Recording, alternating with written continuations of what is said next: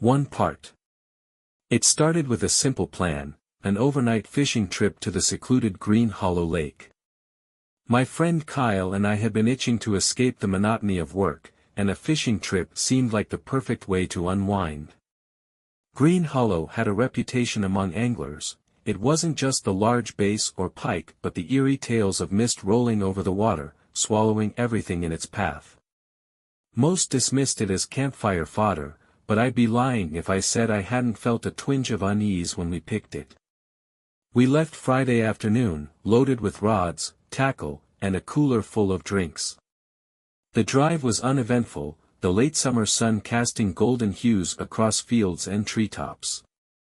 By the time we arrived, the sun was sinking low, painting the lake in fiery oranges and purples. The air smelled of pine and damp earth, and a serene quiet surrounded the lake. No one else was there. "Perfect spot," Kyle said, slapping my shoulder. His excitement was infectious, and I felt my earlier apprehension melt away as we unpacked. We set up camp near the shoreline, a cozy clearing bordered by towering pines. The lake stretched out in front of us, impossibly still, its surface a glassy mirror reflecting the darkening sky. As we prepared our gear, Kyle launched into one of his infamous ghost stories, this one about the Green Hollow Phantom, a shadowy figure said to haunt the lake. I laughed it off, though I couldn't shake the feeling of being watched. But the breeze was cool, and the stars were starting to dot the sky. It was too beautiful a night to dwell on creepy legends. By the time we cast our first lines, the moon hung high, bathing the lake in silvery light. We fished in near silence, except for the occasional rustle of leaves or the chirp of crickets. Kyle caught a couple of decent-sized bass, and I snagged a small pike. It was close to midnight when I noticed it, a faint ripple in the water, several yards from where our lines dangled. The lake had been unnervingly calm all night, so the disturbance stood out. "You see that?" I whispered. Kyle followed my gaze, squinting. "Probably a fish," he said, though his tone carried a hint of doubt. But it wasn't a fish. The ripples grew, radiating outward as if something large was moving just beneath the surface. Then came a sound, a soft, mournful hum that seemed to rise from the lake itself. Kyle froze, his grip tightening on his rod. "What the hell is that?" The hum grew louder, more insistent, like a deep, melodic chant. It sent shivers down my spine, though I couldn't explain why. I tried to rationalize it, wind, an echo, maybe even a distant boat. But as I stared into the lake, I saw it, a shadow beneath the water, impossibly large and moving closer. Kyle cursed under his breath, fumbling with his flashlight. He shone it toward the water, but the beam barely reached beyond a few feet. The shadow continued to move, gliding silently beneath the surface. It wasn't the jerky motion of a fish but smooth, deliberate, almost as if it were circling us. "What is that?" Kyle whispered, his voice barely audible over the growing hum. "I don't know," I admitted, my pulse quickening. My rational brain screamed it had to be something mundane, a school of fish, a submerged log drifting with the current, but nothing about it felt right. The hum shifted, becoming more distinct, almost melodic. It wasn't a noise nature should make. It was too structured, like a song from another time, another place. The sound seemed to seep into my skin, crawling through my veins and clouding my thoughts. Kyle stood abruptly, his chair toppling backward. "I don't like this, man. Let's pack up and go." I nodded, my gut telling me he was right. Whatever was in the lake, it didn't belong here, or rather, we didn't belong here. We scrambled to gather our gear, but the hum grew louder, more insistent, drowning out the rustle of the trees and the distant call of an owl. I kept glancing over my shoulder, expecting to see something rise from the water, but all I saw was the faint ripple of the shadow below. Then the light went out. Kyle's flashlight flickered once, twice, then died, plunging us into near-total darkness. The moonlight offered little comfort, its pale glow barely illuminating the shoreline. "You gotta be kidding me," Kyle muttered, smacking the flashlight against his palm. I reached for my phone, fumbling to activate the flashlight app, but the screen refused to turn on. My heart sank as I realized it wasn't just the light, the whole phone was dead. "Mine's not working either," Kyle said, panic creeping into his voice. The hum was deafening now, resonating deep in my chest. I could feel it in my bones, as if the sound was alive, pressing against my ribcage. Then came the splash. It wasn't a small splash, like a fish breaking the surface. This was something massive, something heavy crashing into the water. Both Kyle and I froze, our eyes darting toward the sound. "What the hell?" Kyle started, but he stopped short, his gaze fixed on the lake. I followed his line of sight and saw it, a figure standing waist-deep in the water. At first, I thought it was a person, a man, maybe. But the longer I stared, the less certain I became. Its form was wrong, distorted. The shoulders were too broad, the limbs too long, and its head tilted unnaturally to one side, as if it were studying us. The moonlight glinted off its surface, revealing a skin that shimmered like scales, though its texture was smooth and unnatural. Kyle grabbed my arm, his grip tight. "We need to leave. Now." I couldn't move, my legs rooted to the ground. The figure began to move, its long arms slicing through the water as it waded closer. Then it spoke. At least, I think it spoke. The hum shifted again, warping into a series of low, guttural tones that I felt more than heard. It wasn't any language I recognized, but it conveyed a message all the same: we were not welcome here. Kyle didn't wait for me. He bolted toward the campsite, his footsteps crunching against the gravel. The movement seemed to trigger something in the figure, it jerked its head sharply, focusing on Kyle. I snapped out of my daze and turned to run, but my foot caught on a root, sending me sprawling onto the damp earth. The impact knocked the wind out of me, and for a moment, all I could hear was the pounding of my heart and a relentless hum. When I pushed myself up, the figure was gone. I staggered to my feet, scanning the water, but the figure had disappeared. The lake was still again, unnaturally calm, as if nothing had happened. But the hum persisted, low and menacing, vibrating in my chest like a warning. "Kyle!" I yelled, my voice cracking. I didn't hear an answer, just the distant crunch of his retreating footsteps.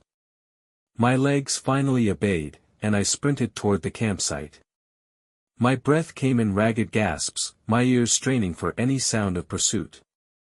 As I reached the clearing, I saw Kyle frantically stuffing gear into his backpack. He looked up when he heard me, his face pale and drenched in sweat. "Where did it go?" he asked, his voice trembling. "I don't know. It just vanished." Neither of us said it, but the silence felt worse than the hum. It was as if the lake itself was holding its breath, waiting for something.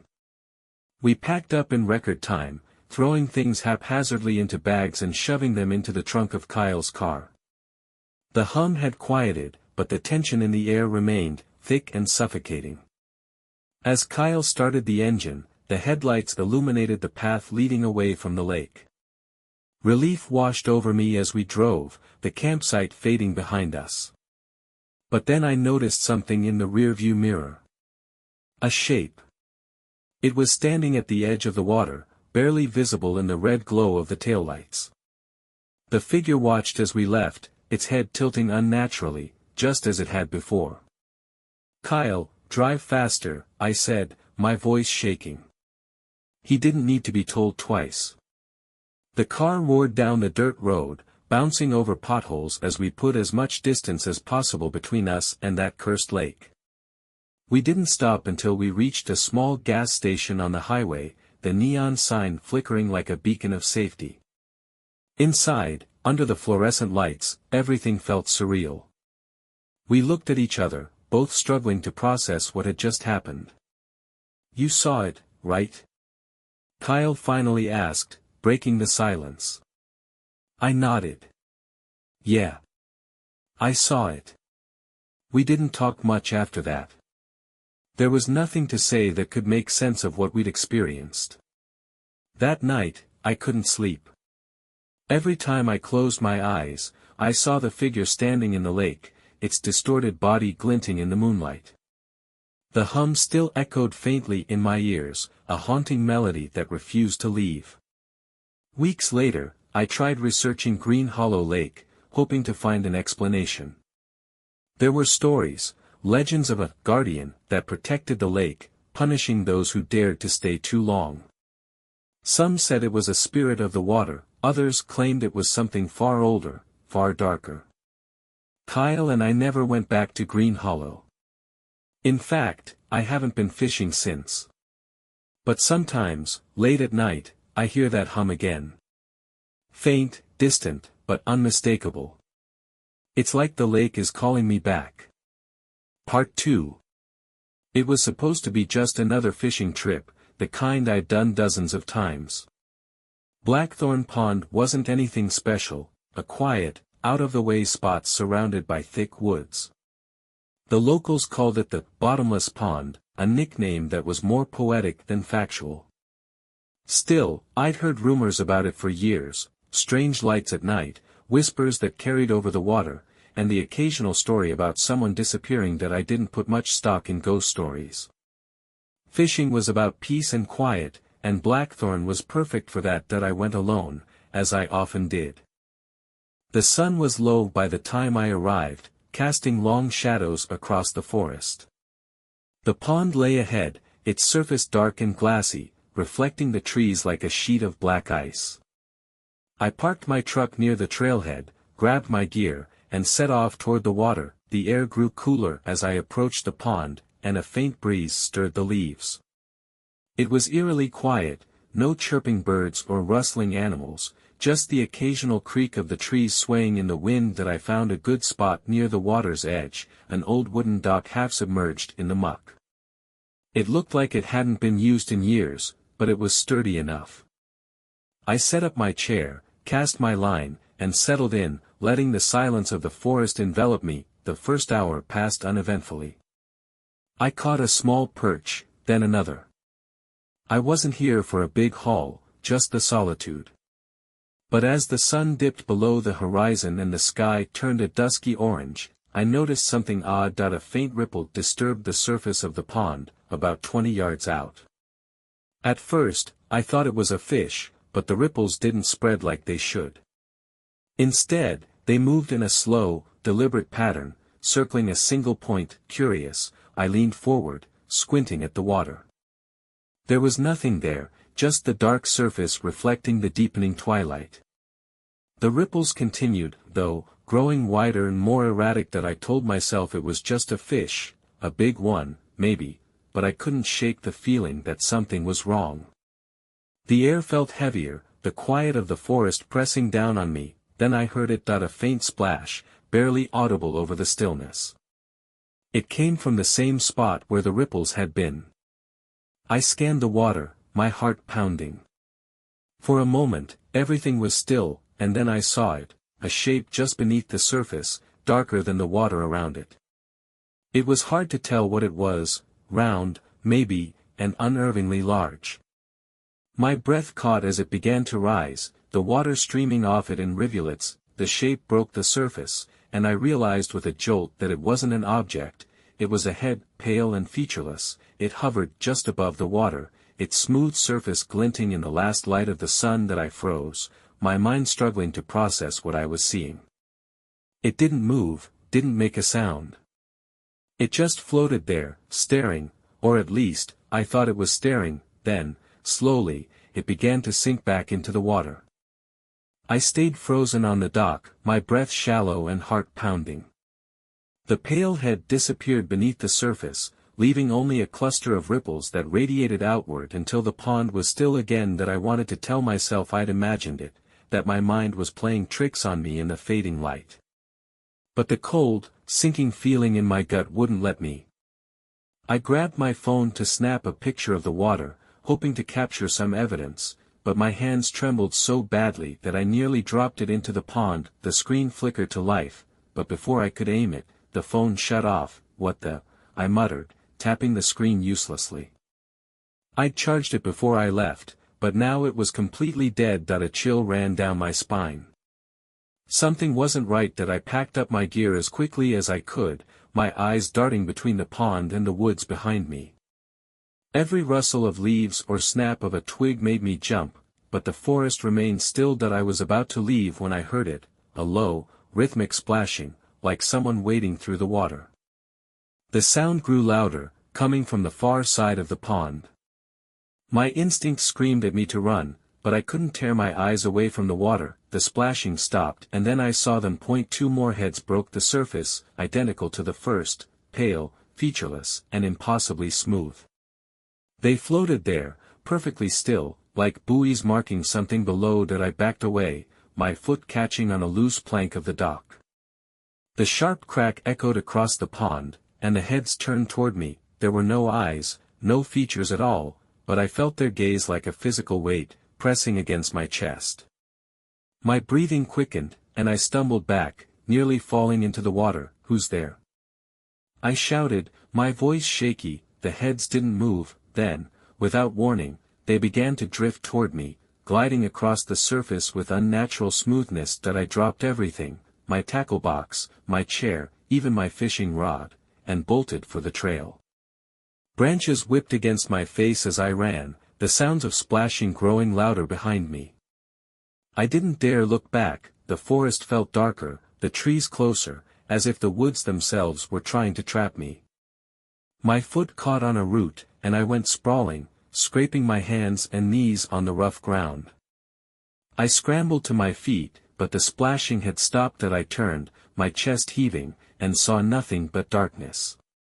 The pond was hidden by the trees now, its surface out of sight. But then, I heard it, a whisper, faint but unmistakable. It came from behind me, from the direction of the pond. I strained to make out the words, but it wasn't in any language I recognized. The voice was soft, almost melodic, but it carried a weight that chilled me to my core. The whisper grew louder, joined by another, and then another, until it became a cacophony of voices, all speaking in unison. My legs moved on their own, carrying me blindly through the woods as the whispers followed, growing louder with every step. When I finally burst out onto the road, I was gasping for air, my chest burning. My truck was just ahead, its headlights gleaming like a lifeline. I fumbled with my keys, throwing open the door and slamming it shut behind me. The whispers stopped. I sat there for a moment, gripping the wheel and staring at the trees. The silence was almost worse, the absence of sound amplifying the pounding of my heart. And then, just as I turned the ignition, I saw them, 3 pale faces peeking out from the edge of the woods, watching. The truck roared to life, its engine cutting through the suffocating silence. My hands trembled on the wheel as I threw it into gear, my eyes locked on the pale faces at the tree line. They didn't move. They just stared, or rather, I felt their attention, like a weight pressing against my chest. Even as the truck lurched forward, tires kicking up gravel, I couldn't look away. As I sped down the dirt road, I checked the rearview mirror obsessively, half expecting to see those heads bobbing in pursuit. But the woods behind me remained still, the shadows swallowing everything. It wasn't until I hit the main road that I felt the knot in my chest loosen. I slowed down, breathing heavily, and tried to process what had just happened. What were they? People? Spirits? Something worse. The thought of those pale, featureless heads sent a shiver down my spine. I tried to shake it off, telling myself I was safe now, but deep down, I knew that wasn't true. I made it home just after midnight, parking the truck in my driveway and stumbling into the house. The familiar surroundings of my living room, sofa, TV, the old lamp my mom gave me, offered little comfort.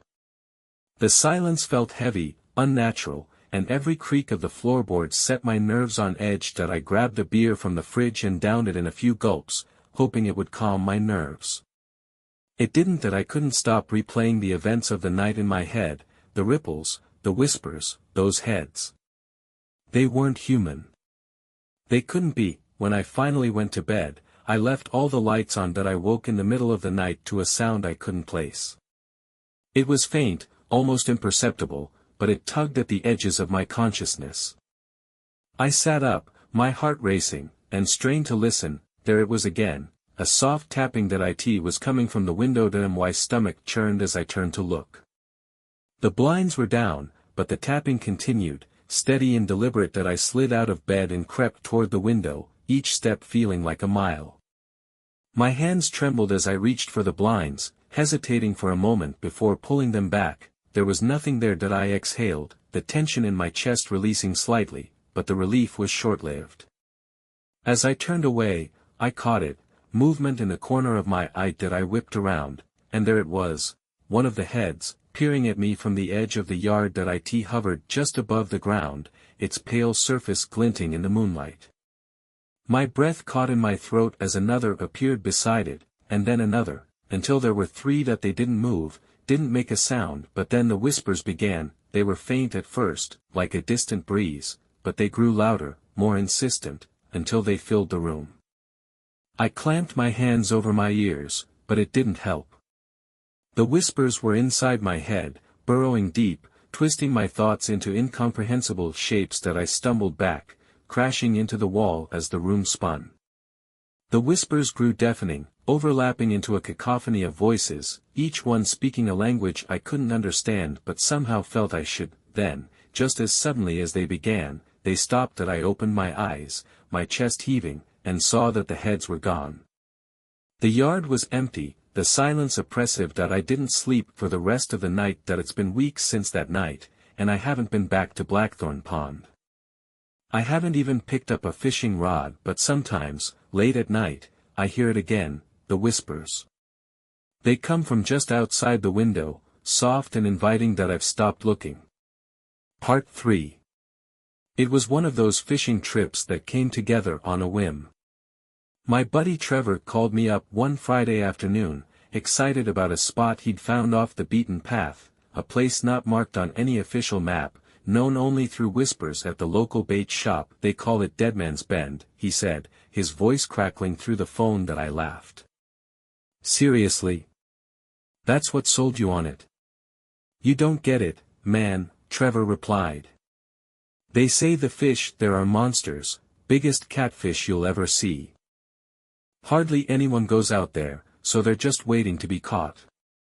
I wasn't entirely convinced, but Trevor's enthusiasm had a way of pulling people in. By sundown, we were driving down a narrow, rutted road that snaked through dense woods. The air grew colder as we went, and the trees closed in, their gnarled branches forming a canopy that blocked out the fading light. The lake finally came into view, and it was eerie. The water was black, reflecting the gray sky like a sheet of obsidian. Mist clung to the surface in thick patches, swirling as if stirred by an invisible hand. Looks promising, Trevor said, hopping out of the truck. Promising for what? A horror movie? I muttered, but I grabbed my gear and followed him to the water's edge. There was a decrepit wooden dock jutting out into the lake, its planks warped and slick with moss. Trevor set up his gear without hesitation, while I eyed the surroundings uneasily. The forest seemed too quiet, the usual hum of insects and rustle of leaves strangely absent. You coming or what? Trevor called, already casting his line. That I forced a grin and joined him, the dock creaking under our weight. The water was unnervingly still, but we were here now. I wasn't going to let my imagination ruin the trip. The first hour passed without much action. Trevor caught a small perch, but that was it. We cracked open a couple of beers and settled in, swapping stories to pass the time. That it was just as the sun dipped below the horizon that things started to change. That I felt a tug on my line, light at first, then stronger, almost violent. I reeled it in, my heart racing as the rod bent under the weight. Got a big one. I yelled, Grinning, Trevor rushed over, the beam of his flashlight dancing across the water. "Hell yeah, dude. Bring it in." But as I pulled, the resistance on the line became erratic.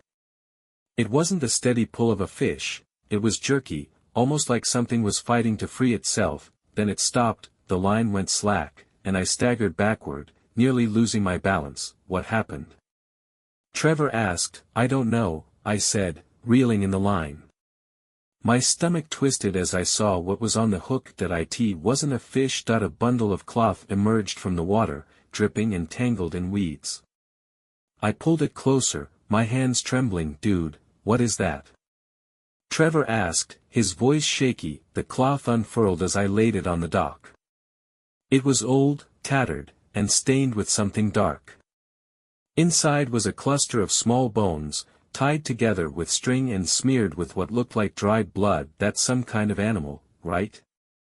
Trevor said, though he didn't sound convinced that I couldn't answer. My gut told me to throw it back, to leave it and get the hell out of there, but Trevor leaned in closer, his flashlight illuminating the grim bundle. "That's weird as hell," he muttered, poking at it with a stick. Before I could stop him, there was a splash that we both froze, the sound cutting through the stillness like a knife. Something had surfaced near the edge of the dock, a shadow just beneath the water, too large to be a fish. It drifted closer, sending faint ripples across the surface. "Did you see that?" Trevor whispered, his bravado cracking. That I nodded, my mouth dry. The shadow disappeared, slipping silently back into the depths, and then, from somewhere in the darkness, we heard it, a low, wet sound, halfway between a gurgle and a growl. The sound echoed across the water, sending a shiver down my spine. Trevor and I exchanged a look, neither of us daring to speak. The growl came again, closer this time, followed by the faint sound of something scraping against wood. That I shone my flashlight toward the edge of the dock, the beam trembling in my unsteady grip. The water rippled, but there was nothing there, just the empty black surface. "What the hell was that?" Trevor finally whispered. "I don't know," I said, though my mind was racing through possibilities, none of them comforting. The growl came again, louder now, and we both turned toward the sound. A set of ripples spread out from the middle of the lake, moving toward us with an unnatural speed. "Okay, I think we're done here," I said, grabbing my gear. Trevor hesitated, his stubborn streak flaring. "Maybe it's just a big catfish or something." "That didn't sound like a catfish, Trev." Before I could drag him off the dock, the ripples reached us. The water lapped against the wood, and something slammed into the supports below.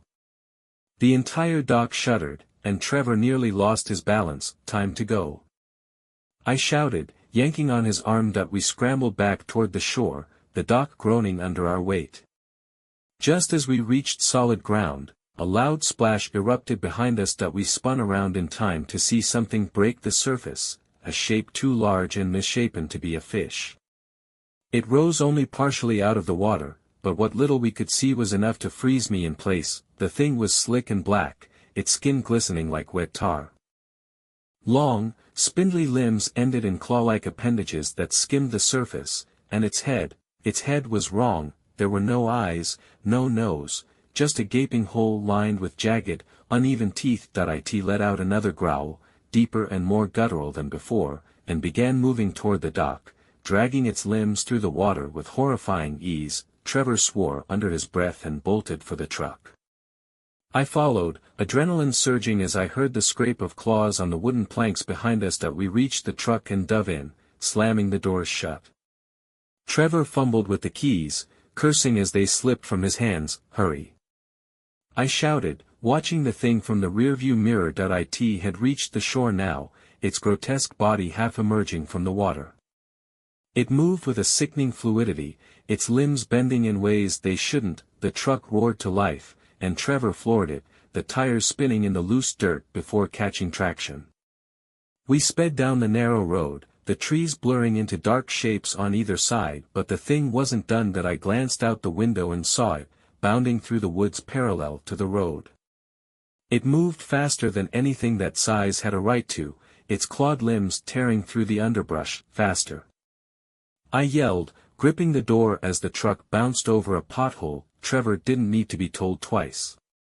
He slammed on the gas, and the truck lurched forward, the engine roaring in protest. The thing kept pace, its gaping maw opening and closing as if tasting the air. Then, without warning, it veered off, disappearing into the shadows. That we didn't slow down until we reached the main road, the truck skidding slightly as Trevor turned onto the pavement. For a long time, neither of us spoke. The only sound in the truck was our ragged breathing and the hum of the engine as we sped away from Deadman's Bend. Trevor's hands gripped the steering wheel so tightly his knuckles turned white. I couldn't stop looking over my shoulder, half expecting to see that thing loping after us in the glow of the taillights. What the hell was that? Trevor finally asked, his voice cracking. I don't know, I said, shaking my head. My heart still pounded, and my thoughts raced in circles. It wasn't natural. That's all I know. We drove in silence for a while, neither of us wanting to admit how scared we were. But as the adrenaline wore off, a creeping dread settled in. That thing, whatever it was, had come after us.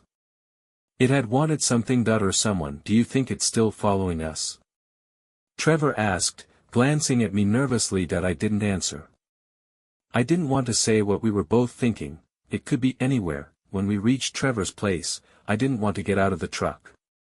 The thought of stepping into the dark, even for a second, made my skin crawl.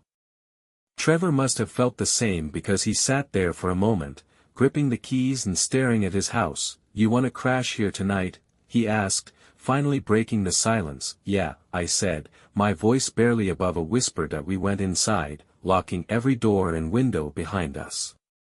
Trevor brought out a couple of beers, but neither of us drank much. The living room felt suffocatingly quiet, every creak of the house putting me on edge. That I don't know when I fell asleep, but when I woke up, it was still dark. At first, I didn't know what had woken me. The room was silent, Trevor snoring softly on the couch across from me. I sat up, rubbing my eyes, and that's when I heard it. A faint scratching sound, coming from the front door. My stomach dropped. I stayed frozen, straining to hear. The scratching came again, slow and deliberate, like claws raking against the wood. Trevor, I whispered, shaking him awake. That he groaned, sitting up groggily. What is it? Listen, I said, my voice trembling. The scratching stopped, replaced by something worse, a low, wet growl, the same sound we'd heard at the lake. Trevor's eyes widened, all traces of sleep vanishing. No way, he whispered. That we both stared at the door, the growl growing louder. The sound sent chills down my spine, primal and menacing, as if it were daring us to come closer. Do we call the cops? I asked, my voice barely audible. Trevor didn't answer. He just grabbed the nearest thing, a baseball bat, and motioned for me to follow him. My heart hammered as we approached the door, the growl reverberating through the wood. Trevor raised the bat, his hands shaking, and reached for the lock. Wait, I said, grabbing his arm, but it was too late. The moment the lock clicked open, the growling stopped. We stood there, holding our breath, the silence stretching out unbearably. Trevor opened the door. There was nothing there. The porch was empty, the street beyond bathed in the faint glow of a street lamp. A cold breeze blew past us, carrying the faint scent of decay. Maybe it left, Trevor said, his voice wavering, but as we turned to go back inside, we heard it again, coming from the woods at the edge of the street. A low, guttural sound that sent us running back inside, slamming the door behind us. We stayed up the rest of the night, jumping at every sound. By morning, the growls had stopped, but the unease lingered. I don't know what's lurking at Deadman's Bend, and I don't want to find out. Trevor and I haven't been back, and we don't talk about that night. But sometimes, when the world is quiet, I hear that sound again, low, wet and unrelenting, and I know it's still out there, waiting.